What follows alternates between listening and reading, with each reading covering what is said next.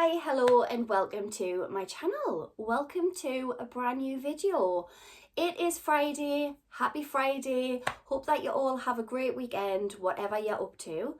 I broke up from work today and I've got the next 2 weeks off and I am so ready for the break. I have been counting the days down for probably the last 3 weeks and I'm just buzzing that it's finally here. So I've got 2 weeks off. I'm going to have some days out next week. Then I'm going down to Cornwall for a week. Can't wait. And I'm just keeping my fingers crossed that the weather's going to be good. Because, yeah, it's been a bit rubbish the past week here in the northeast. Like I say, I've just broke up, got myself a glass of wine, and I'm just chilling out.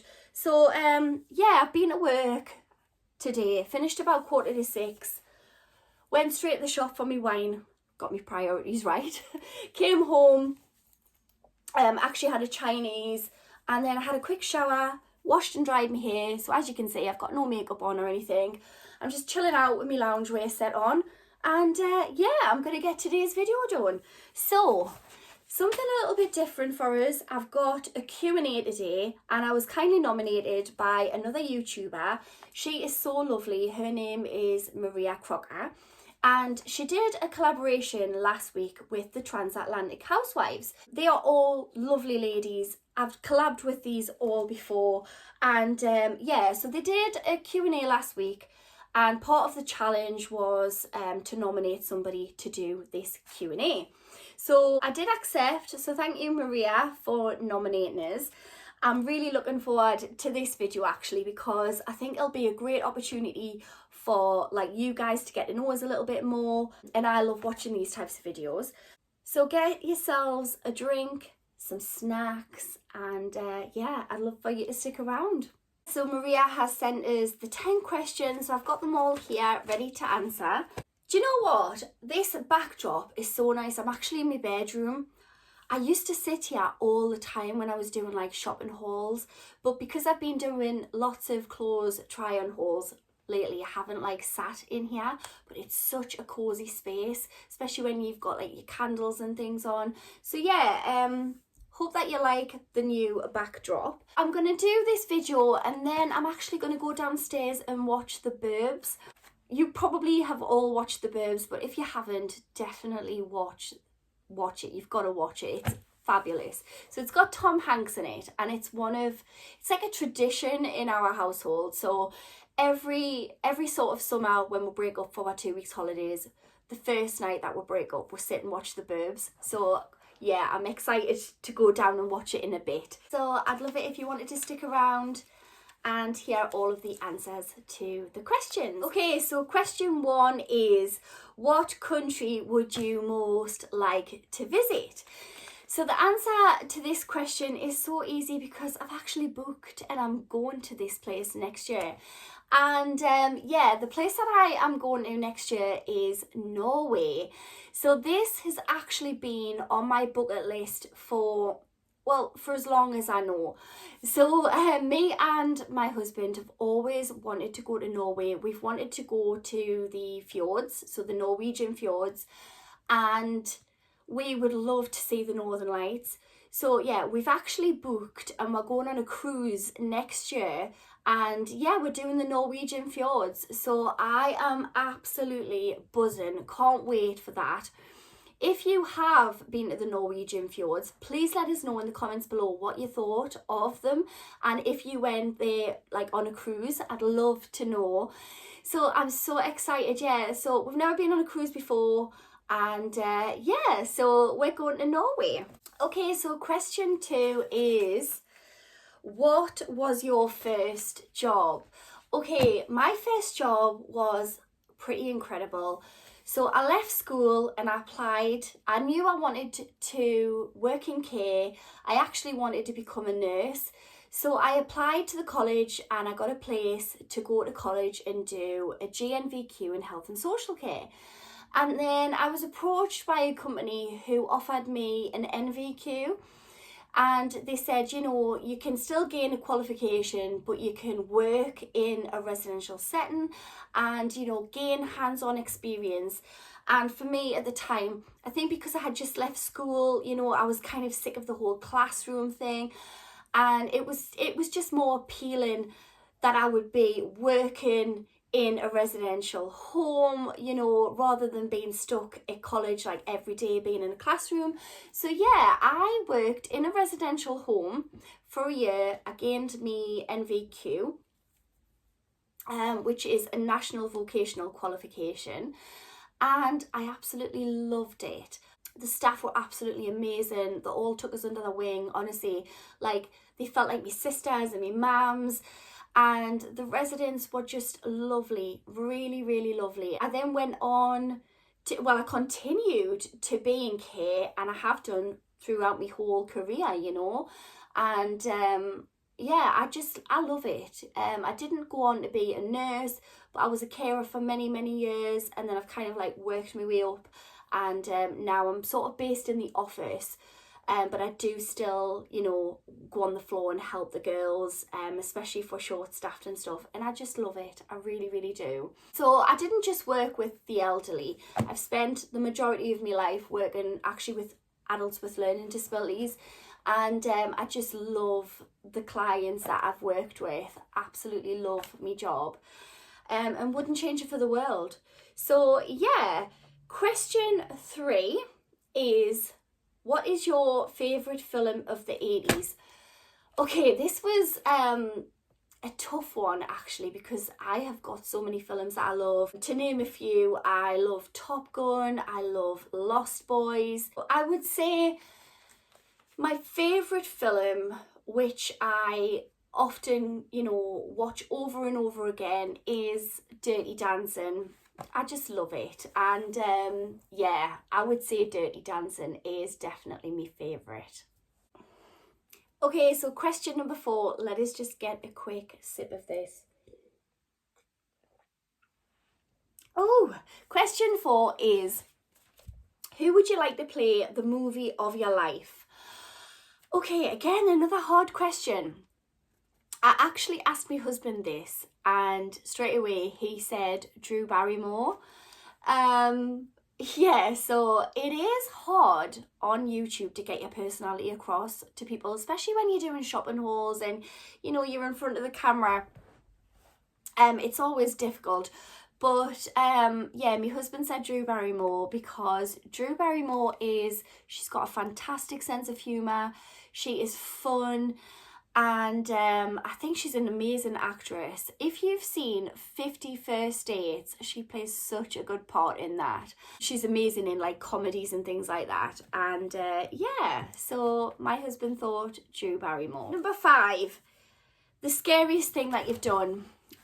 Again, I had to ask my husband this because I was like, I don't think I've ever done anything really scary.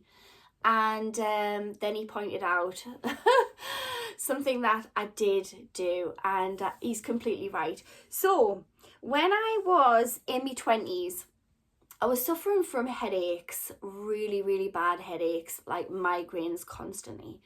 And my mum had a brain aneurysm when she was in her 40s. So, you know, they say they're not hereditary, but I went through a period of time where, you know, I was really, really worried, and I was going to the doctors all the time and, you know, complaining of these migraines. So in the end, the doctor sent us to have an MRI on my head. And yeah, it was without a doubt the most scariest thing that I've ever done. Going into the machine, if anybody's ever had an MRI on their head or their neck, especially if you're claustrophobic, it was horrendous. And yeah, you know, they sort of push you through a tunnel and you're so enclosed. And literally, you know, I had my eyes closed, and when I opened my eyes, that's when I started to panic, because the top of like the MRI was literally like here, and it was just horrendous. And I panicked and screamed, and I demanded for them to let us out, and yeah, they did. But they were like, you know, this is really, really important, you know, this will give you the answers that you've been looking for. And I have to say, they were amazing. They were so patient with us. And instead of just, letting us go straight through, they actually put us through in like stages so that I got used to it rather than just bang you straight in there. I did get through it, and I did manage to have the MRI, and luckily everything was fine. But yeah, it was absolutely terrifying. So yeah, it just goes to show that my husband knows us really well, because yeah, I had to ask him some of these questions and I was like, yeah, you're right, why didn't I think of that? Okay, so question number 6 is, which historical figure would you like to have dinner with? Again, this is another quite easy question for us. I would have to say Mother Teresa. Now, when I was probably around 7 or 8 years old, I remember seeing her on the TV quite a lot. And, they were saying how much work she was doing and, how many people she was helping. And I remember saying to my mum, I want to be like her. Like, I knew from a very early age that I wanted to help people. I wanted to, become a nurse. And that's who I thought that she was at sort of age 7 or 8. I thought that she was a nurse. And I just think, she devoted most of her life, and she helped so many people. She cared for the sick, the poor, the dying, the orphaned. Yeah, she cared for so many people. And I definitely remember watching her and thinking, yeah, I want to help people when I get older. So I would love to sit and have a chat with her. Obviously, I've spent 20 odd years of me, of my own career working in care. So I would love to sit with her and yeah, just kind of talk about all of the good that we've done. Okay, so question 7 is, how did you meet your husband? Oh, this could be quite a long one. I'm going to try and keep it as short as I can. So, I met my husband when I was 17. I hadn't long been out of a long-term relationship. And I went to the pub with my brother to have a drink, and in walked my cousin Peter, along with Andrew, who is now my husband, and his cousin Phil. So they came in, and obviously my cousin Peter, came over, had a chat with her, introduced her, and they said that they were actually going across to the snooker hall, which was like round the corner from the pub. So yeah, they only stayed for a quick drink and off they went. Wasn't long later they came back, and it was strange because Andrew said they always got a table in the snooker hall, like it was never packed, but this night they couldn't get a table. So yeah, they came back to the pub and we ended up staying there for the full night until the pub closed. We, put music on the jukebox, had far too many drinks, and had a really good night, and we swapped telephone numbers. And I did see him for a few months, had a few dates and stuff like that, but at the time he was 22 and I was 17, and I didn't want to settle down, and I think he was, like more or less ready to kind of have a serious relationship, and I didn't really want one at that time. So yeah, we kind of went our separate ways. Didn't see him again, to be honest, until I was almost 21. I attended my cousin again, Peter, went to his 40th birthday party, and Andrew was there. Yeah, so we got talking again, and the rest is history. We've actually been together for 23 years. In fact, nearly 24 years now, and we've been married for coming up to 16 years. What's so strange about it is, so my cousin Peter, he actually married Andrew's sister, but I didn't know that obviously she was his sister. So when I was a kid, like, sort of like 9, 10, I would go around to Peter's house with my dad, and Lorraine would be there. And, I didn't really know anything about Andrew. And then when I started going out with Andrew and met his mum, she actually told us that when I was about 7 or 8, possibly 9, I can't really remember, but apparently there was like a family do, and his family were there and my family were there because of my cousin Peter. And yeah, apparently I spent the whole night sort of sitting with him and chatting to him all night. And apparently I went around telling everybody that I loved him and I was going to marry him. So but I can't remember that. But yeah, so we've actually kind of like known each other but not known each other our whole life, if that makes sense. And then I also found out that, so again, Andrew's mum showed us a picture, and on Peter and Lorraine's wedding day, my mum is in the picture and she's actually holding me, and I'm sort of like a baby, like nearly toddler, and Andrew's on the other side of the photo, standing there about 5 years old with his mum. So yeah, it's really, really strange, isn't it, how these things happen. But yeah, so we've been together 24 years nearly. Yeah. Okay, so question 8 is, what is your most embarrassing moment? So this is tricky because I don't get embarrassed that often. But one of the most memorable events that happened that I was embarrassed about, that I can, remember. There's probably been lots over the years that I just can't remember. But one of them that stands out is when I was in my 20s. So I think I was about 29. And yeah, I had my daughter Grace. And I had gone back to work after being on maternity. And this lady turned up and she was given like a training session in-house. And my boss was like, oh, this lady's come to do some training, can you all sort of sit round? So we sat round and she started introducing herself. And I am a bit of a sort of like, I'm known to be like, the class clown, if you like, the joker at work. And yeah, everybody thinks I'm bloody crackers. So we were all sitting, like I say, and we were introducing ourselves. And when it came to me, she said, so, what's your name? And I said, Cleopatra. And I don't even know why I said it, but yeah, I just said, oh, Cleopatra. And everybody was laughing apart from her.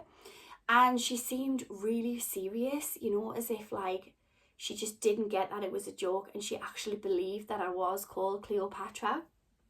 So yeah, she was there for a few hours doing this training session, and throughout she kept calling us Cleopatra.